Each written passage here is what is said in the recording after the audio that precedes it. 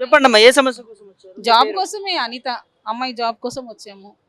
ఏం చదువుతుంది మీ పాప? డిగ్రీ చేసింది బీకామ్ బ్రాంచ్. గవర్నమెంట్ జాబ్ ఎన్నో ప్రభుత్వం వచ్చింది కదా, వేస్తున్నాం 2 లక్షల ఉద్యోగాలు అంటుంది కదా. అది ఇస్తారా ఇవ్వరు మీకు వాళ్ళకి తెలియాలి, మీకే తెలియదు. మేమైతే వేసాము. అదేంది మేడ్చల్లో ఉంది అని అన్నారు. మరి అక్కడికి వెళ్ళాలన్నా వద్దా ఆలోచనలో ఉన్నాం, చూద్దాం. అంటే ఎంప్లాయ్మెంట్ ఆఫీస్కి వెళ్ళి కనుక్కోండి, అక్కడ ఉంది మీ నంబర్, మీ పేరు అయితే ఉంది అని అంటున్నారు. చూద్దాం, మరి వెళ్ళి చూద్దాం. ఏం చదువుతుంది పాప? డిగ్రీ బీకామ్ చేసింది డిగ్రీలో. ఏ జాబ్స్ ట్రై చేసింది? ఇంతకుముందు ఏమైనా ప్రైవేట్ జాబ్స్ ప్రైవేట్ ఇప్పుడే చదువు అయిపోయింది. ఐటీ కంపెనీలో అంటే ఇంకా వెళ్ళింది. వాళ్ళ దగ్గర బడ్జెట్ లేదని చెప్తున్నారు. అమెజాన్లో గూగుల్లో వెళ్ళారు, వాళ్ళు బడ్జెట్ లేదని చెప్తున్నారు. 2 days అయితే వెళ్ళింది, బడ్జెట్ లేదని చెప్తున్నారు. ఇంకా ఎన్నో సంస్థలు ఉన్నాయి ఇలా ప్రైవేట్ రంగాలు, చాలా మంది నిరుద్యోగ ఎంప్లాయ్మెంట్స్ కూడా మనం వెళ్తే బడ్జెట్ లేదని చెప్తున్నారు కదా. మరి అప్పుడు ప్రజాపాలన దగ్గరకు వచ్చి వేస్తే అక్కడ ఉంది అని చెప్పారు. ఇప్పుడు కనుక్కోవాలి ఇంకా. మరి గవర్నమెంట్ జాబ్స్ కూడా ప్రభుత్వం వేస్తా ఉంటుంది కదా, మీ పాపని గవర్నమెంట్ జాబ్స్ కి ప్రిపేర్ చెయ్యాలి. గవర్నమెంట్ జాబ్ వచ్చినా పర్వాలేదు, చేస్తామంటున్నాం కదా. ప్రజావానికి రావడం అవసరం వచ్చింది. గవర్నమెంట్ జాబ్ కోసమని వచ్చినాం కదా. సార్ ఏదైనా ఇవ్వకపోతారా అనేసి వచ్చాం కదా. ఇస్తే మంచిదే కదా.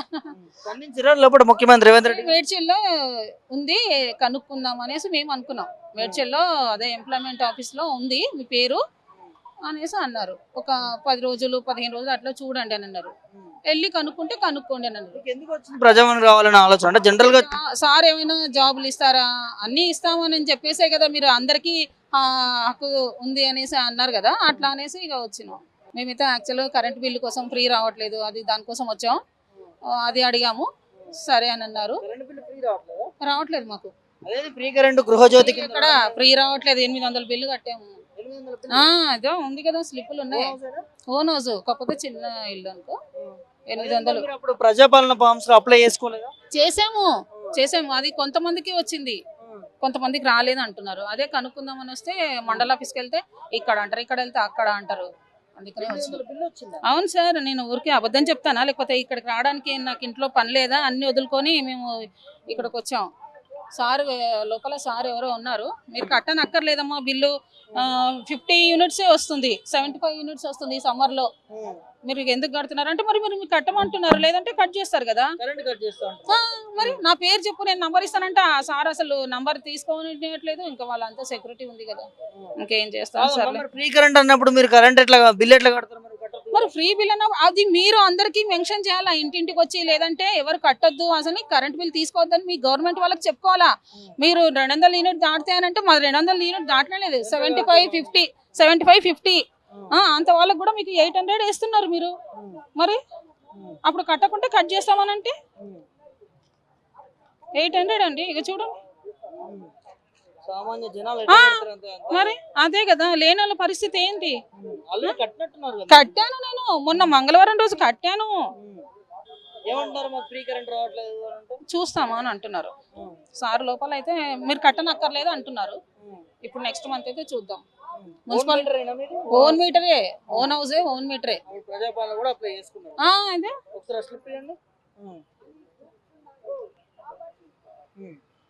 ఇక్కడ చూడొచ్చు, ప్రజాపాలన దరఖాస్తును ప్రభుత్వం తీసుకొచ్చిన గతంలో ఏదైతే గృహజ్యోతికి సంబంధించిన పథకానికి ఫ్రీ కరెంటు 200 యూనిట్లు ప్రతి ఒక్కరికి ఇస్తాము అర్హులైన వారికి అని అన్నారు. ఇక్కడ వీళ్ళు అప్లై చేసుకున్నారు. మనకి క్లియర్ కట్గా ఇక్కడ కనిపిస్తూ ఉంది.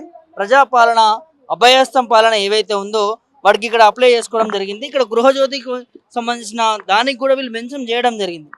మరి ఈ ప్రభుత్వము ప్రజల ప్రభుత్వాన్ని గొప్పగా చెప్పుకునే ఇదే ముఖ్యమంత్రి రేవంత్ రెడ్డి గారు ఇక్కడ మీకు క్లియర్ కట్గా గతంలో మీరు పెట్టిన ప్రజాపాలనలోనే అప్లై చేసుకున్నారు వీరు.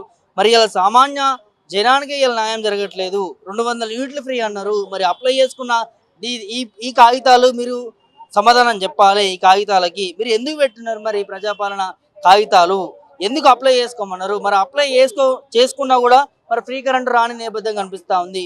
200 యూనిట్ల వరకు ఫ్రీ అని చెప్పిన మీరే ఇవాళ వారికి 100 యూనిట్లు కూడా కాలినా కూడా వారికి ఫ్రీ కరెంటు రాని నేపథ్యం కనిపిస్తూ ఉంది. మరి 200 యూనిట్లు ప్రభుత్వం ఎవరికి ఇస్తుంది ఏందనేది దీని మీద ఒక క్లియర్ కట్గా స్పష్టత తీసుకురావాలి. ఇలాంటి వాళ్ళు చాలా మంది ఉన్నారు. ఇలా ప్రజాభవన్ ముందు, ప్రజావాణి ముందు మీరు పెట్టినటువంటి ప్రోగ్రాంలను వారు పాల్గొని మాకు న్యాయం చేయాలి, మీరు పెట్టిన సంక్షేమ పథకాలు మాకు అమలు కావట్లేదు, మేము అప్పుడు అప్లై చేసుకున్నటువంటి వాటిపైన క్లియర్ కట్గా మాకు సంక్షేమ పథకం అమలు చేయాలని చెప్పి కూడా ప్రభుత్వం ముందు ఇవాళ వచ్చి అర్జీలు పెట్టుకుంటున్న నేపథ్యం మనకు కనిపిస్తూ ఉంది. మరి దీని పట్ల ప్రభుత్వం స్పందించాలి, ఇక్కడ ఉన్నటువంటి అధికారులతో స్పందించి వారికి మీరు ఇస్తామన్న హామీలు నెరవేర్చాలని చెప్పి కూడా వారు మీ మీద మండిపడుతున్న నేపథ్యం కనిపిస్తూ ఉంది.